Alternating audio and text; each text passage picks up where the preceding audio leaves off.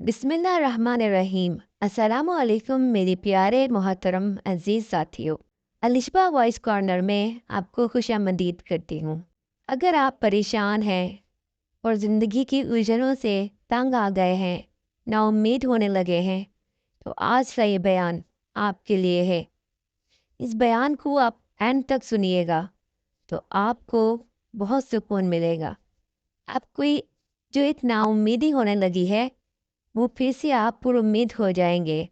इतने खूबसूरत अल्फाज, इतने खूबसूरत अंदाज के साथ पीर अजमल रज़ा कादरी ने ये बयान किया है, तो उम्मीद है आपको ये बहुत ज़्यादा मोटिवेट करेगा। बस आपसे इतनी सी रिक्वेस्ट है कि इस वीडियो को ढेर सारा लाइक कीजिए और मुझे सपोर्ट कीजिए। अल्लाह पाक आप सबका हामी और नासिर रहेगा, आमीन। चलिए शुरू करते हैं अपने इस बयान की तरफ। कमजोर बातें करनी छोड़ दें, मायूसी के जुमले अपनी जिंदगी से निकाल दें। हम मुसलमान हैं। आप बीमार हो गए हैं तो यह भी खुदा का फजल है, गुनाह माफ होंगे। अगर अल्लाह ताला ने फकीर बना दिया, गरीबी आ गई है, तो यह भी फजल है, अमीरों से पहले जन्नत में जाएंगे। अगर अल्लाह तबारक व तआला ने किसी जगह आपको मकान नहीं दिया और दूसरे को दे दिया है, तो आप वो लोग हैं जो अजीम सुन्नत अदा कर रहे हैं सैयदना बिलाल हबशी की। अगर किसी जगह कोई कमजोरी आ गई है, कोई पीछे रह गए हैं, तो ये खुदा का फजल है। अल्लाह ताला ने चाहा हमारे लिए जो फैसला, तो हम उस पर राजी हैं। लेकिन अपनी जिंदगी और शिकवे इतने बढ़ा लिए, हमने इतने बढ़ा लिए कि लोगों से शिकवे करते करते रब रसूल से भी शुरू कर दिए। गुलाम भी कभी शिकवा करता है, आका का भी शिकवा होता है, बंदा भी कभी शिकवा करता है, रब का भी शिकवा होता है, ये भी कभी होता है। आप न माने पर यह शिकवा है कि मैं बड़े डॉक्टरों के पास गया हूं, आराम नहीं आया। न माने पर यह शिकवा है मैंने कभी किसी को सताया तो नहीं, पर मेरे हालात नहीं ठीक होते। आप न माने पर यह शिकवा है कि फलाने के पास दौलत ज्यादा है, उसने पता नहीं वो आगे निकल गया और मैं पीछे रह गया। न माने पर यह शिकवा है। किससे कर रहे हो? रब रसूल से। ओ हस बोले ते ओदी मेहरबानी, असां ते लाड ही लड़ावने ने। किससे शिकवा कर रहे हो? खुदा के बंदो, गुलाम गुलामी करते हैं तो शिकवे करते हैं कोई? हजरत उम्मे सलमा रदी अल्लाह ताला अन्हा, शौहर का नाम है अबू सलमा, बेटे का नाम है सलमा। कहती हैं मैं, मेरा शौहर, मेरा बेटा, तीनों, छोटा बेटा मेरा, हम निकले मक्का मुकरमा से मदीना तैयबा जाने के लिए। एक की बेटा है, खानदान जमा है, शौहर की गोद में बेटा, ऊंट के पीछे मैं। फरमाती है मदीने की सरहद आ गई तो मेरे मेके वाले आ गए, कहने लगे अबू सलमा नहीं ले जाने देंगे मदीने अपनी बेटी को। मैंने कहा मैं मुसलमान हूं, मैं तो अपने शौहर के साथ मदीने जाऊंगी। उन्होंने कहा नहीं जा सकते, तूने जाना है तो जा, हमारी बेटी नहीं जाएगी। जबरदस्ती मुझसे उन्होंने मुझे मेरे शौहर से अलग किया।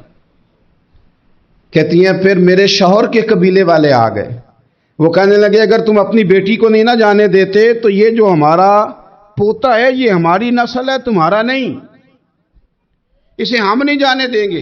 वो बच्चा अपनी तरफ खींचते थे, मैं अपनी तरफ खींचती थी, मदीने की सरहद पे। ये झगड़ा जमीन के लिए नहीं हो रहा, मकान के लिए नहीं हो रहा, हुजूर के मदीने जाने के लिए हो रहा, हुजूर के मदीने जाने के लिए हो रहा, मदीने जाने के लिए हो रहा। लंघ कई महीने ते बरस गए ते तेरी दीद नू दीदे ही तरस गए। उन्होंने बच्चा खींचा, मैंने अपनी तरफ खींचा, मेरे बच्चे का बाजू उतर गया। फरमाती हैं मेरे शौहर मदीने चले गए, बेटा मेरा मेरे ससुराल वाले ले गए, मुझे मेके वाले ले गए। आज भी कुछ सियाने बंदे कहते हैं इसको निकाल दो और बच्चे छीन लो।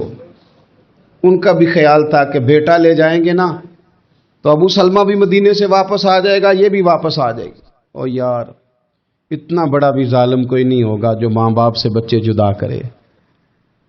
फरमाती हैं कि वो ले गए छीन के, मैं मेके चली गई। लोग रोटी खाते थे, मेरे हलक से नहीं गुजरती थी। जमाना सोया करता था, मैं सो नहीं पाती थी। बेटा कहाँ, शौहर कहाँ, मैं कहाँ। उम्मे सलमा कितनी देर तकलीफ काटी।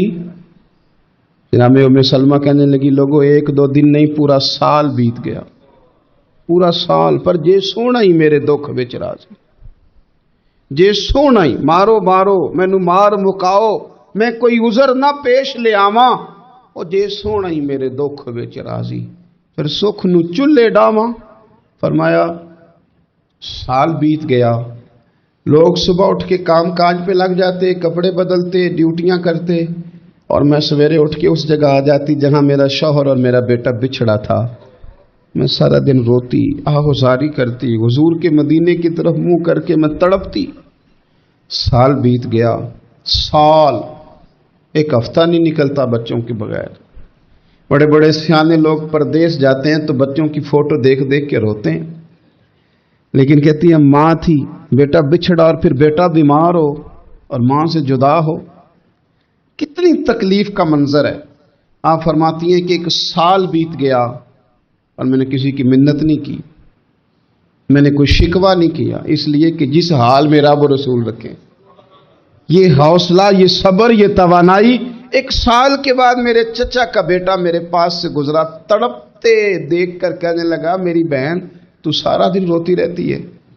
تو میں نے کہا بھائی تمہیں کیا بتاؤں، اس کا شوہر چلا جائے، بیٹا جدا ہو جائے، وہ کیا کرے گی؟ فرماتے اس نے جا کے میرے باپ سے، اپنے والد سے، میرے خاندان والوں سے کہا اس کی سزا کب ختم ہوگی؟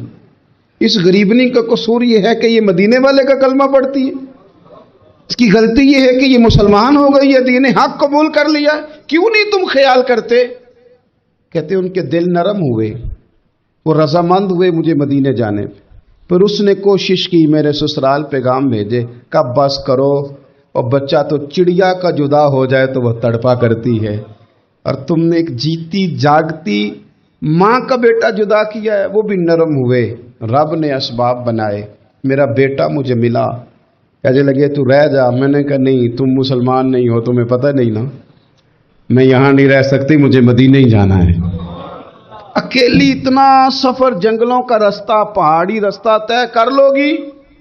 میں نے کہا میں کر لوں گی۔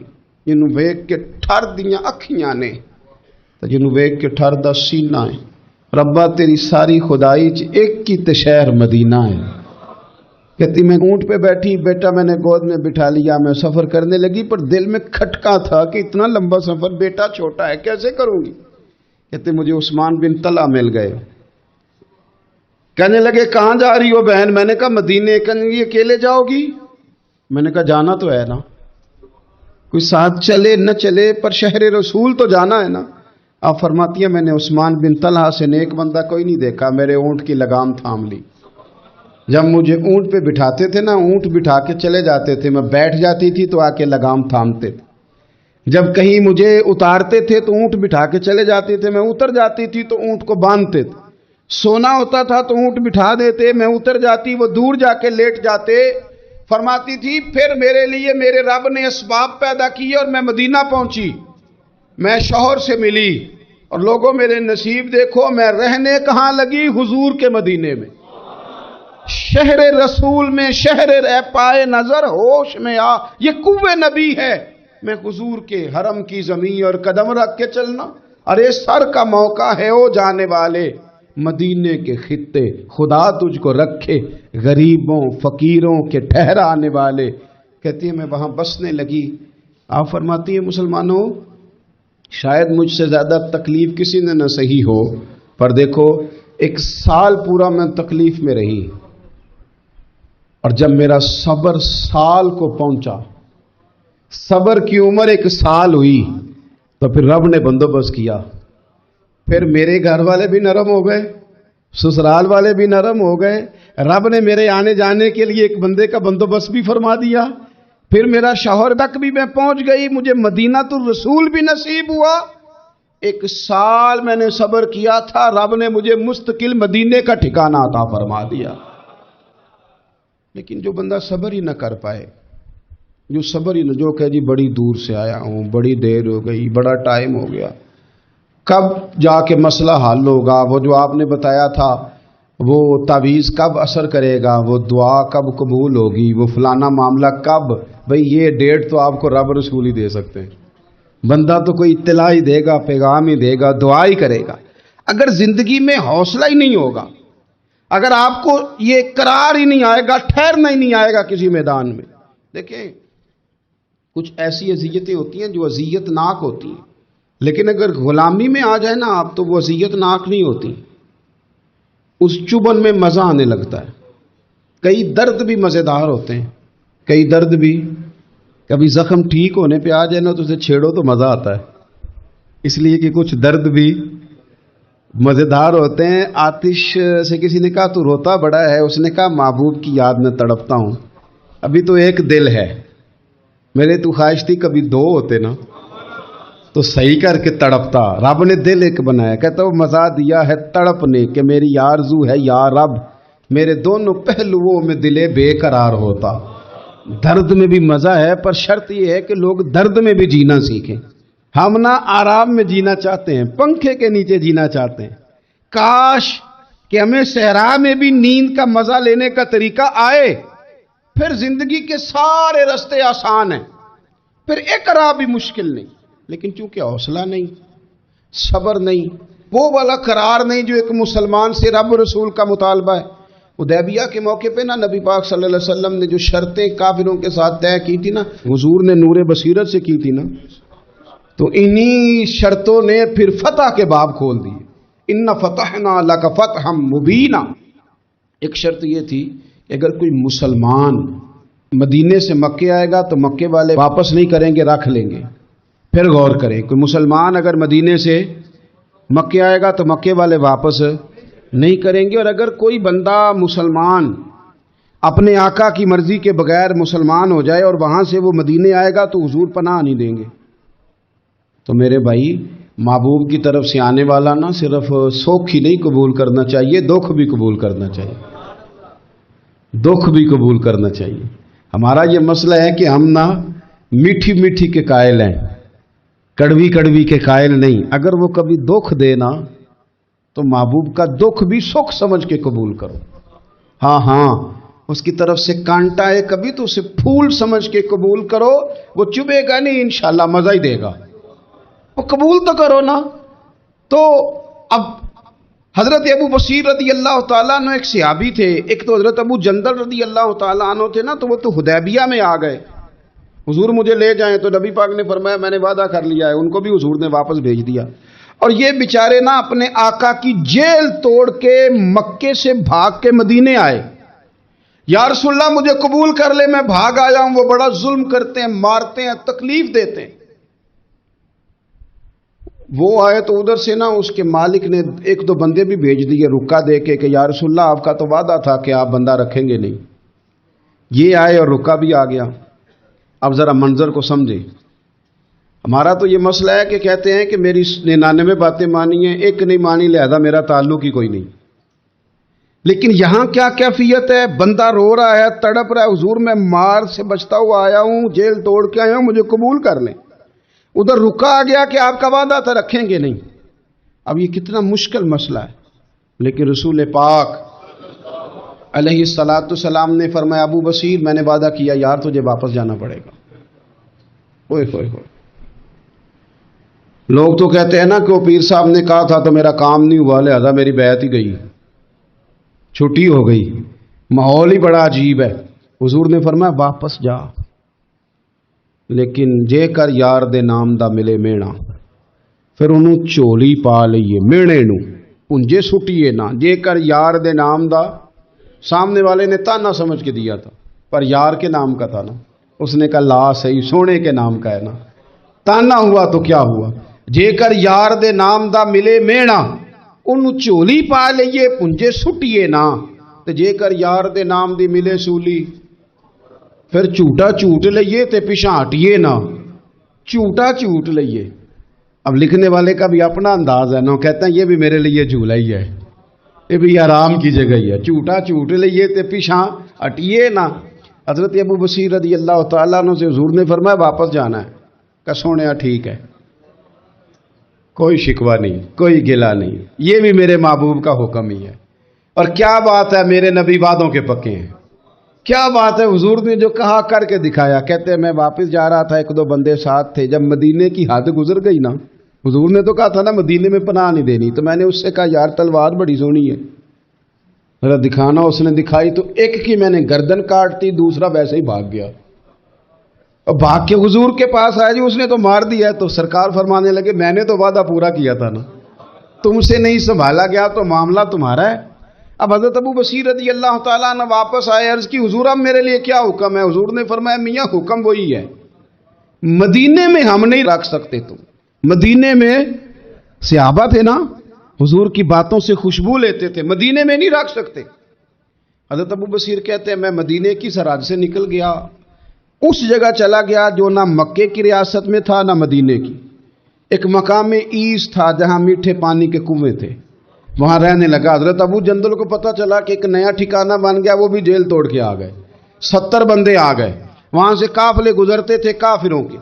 یہ بھی مسلمانوں کو تنگ کرتے تھے, اگر مکے سے کوئی قافلہ گزرتا تھا تو ہم نے بھی ان کو پکڑا, کافر کا مال مال غنیمت اسباب بن گیا. اور وہ جب قافلہ لے کے آتے تھے تو ڈرے ہوتے تھے, اور ان کو تو ستایا تھا نا.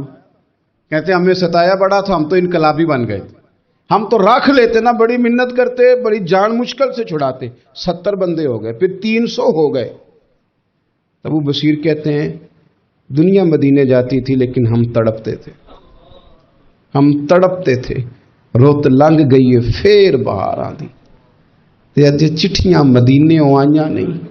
ہم تڑپتے تھے کہ یار کوئی موقع ملے. روز رات کو روتے تڑپتے. 300 انقلابیوں کا جتھا صبر سے بیٹھا ہے مدینے کی سرحد پہ, اندر آنے کی اجازت نہیں, پر غلامی میں روز اضافہ ہو رہا. صبر دیکھو, غلامی میں روز اضافہ ہوتا ہے. تنگ آ گئے کافر. پہلے بڑی ڈینگیں مارتے تھے کہ دیکھو ہم نے کیسی شرط منوائی ہے, کیسی شرط منوائی ہے کہ ان کا بندہ آئے گا تو ہم واپس نہیں کریں گے, ہمارا جائے گا تو انہیں کرنا پڑے گا. پھر اتنے تنگ آئے کہ خود آ کے کہنے لگے حضور مہربانی کریں, یہ شرط تو ختم کریں نا, اور ان 300 کو تو مدینے بلائیں, مہربانی فرمائیں. حضور بڑے خوش ہوئے. آج غلاموں کے نام پیغام لکھا, غلاموں کے نام پیغام لکھا. چٹھی لکھی حضور نے. چٹھی کس چیز کی لکھی؟ آ جاؤ یار مدینے آ جاؤ. چٹھی آئی مدینے آنے کے لیے. حضرت ابو بصیر کے نام چٹھی گئی, آ جا یار مدینے, آ جا تیرے نام پیغام سب لائی ہے سرکار نبی سے, اور آیا ہے بلاوا مجھے دربار نبی سے. پیغام آیا. حضرت ابو بصیر اتنے بیمار تھے کہ نزع کا عالم تھا, لیکن اس عالم میں بھی انتظار تھا. اس آخری ویلے اکھیاں میریاں رات تکنائے تیرا, تیرا تے سجنا کچھ بھی نہیں جانا. یہ پا جاویں ایک پھیرا, تے سر میرے تے آن کھلوویں تے پھر پردہ رہ جائی میرا. سوکھا نکلے صاحب ظہوری, یہ ویخ لوے مکھ تیرا. حضرت ابو بصیر کو نہ وہ رکا گیا, حضور کی چٹھی گئی تو یوں چٹھی پڑی. حضور نے فرمایا آ جانا, رستہ کھل گیا ہے, تو آ جا, کھل گیا رستہ. دعا فرماؤ مدینے کے رستے کھل جائیں. کرو نا یار دعا, مدینے کے رستے کھل جائیں. کچھ ایسے ہیں جنہوں نے سارے دکھ سنانے ہی مدینے جا کے ہوتے. کچھ لوگ ایسے ہیں جن کے دل اور کلیجے پھٹنے کو آ گئے. دعا کرو رستے کھل جائیں. حضور نے فرمایا آ جا, تیرا راہ کھل گیا. حضرت ابو جندل کہتے ہیں میں سرانے کھڑا تھا, حضرت ابو بصیر کے خط پڑھا, مسکرائے, اشارے سے کہنے کہ دیکھ میرے نبی کا خط ہے, حضور کی چٹھی میرے نام آئی ہے, پڑھنا. میں نے بھی پڑھی. پہلے روئے, پھر کلمہ پڑھا, پھر میرا ہاتھ تھاما, روح ہی پرواز کر گئی.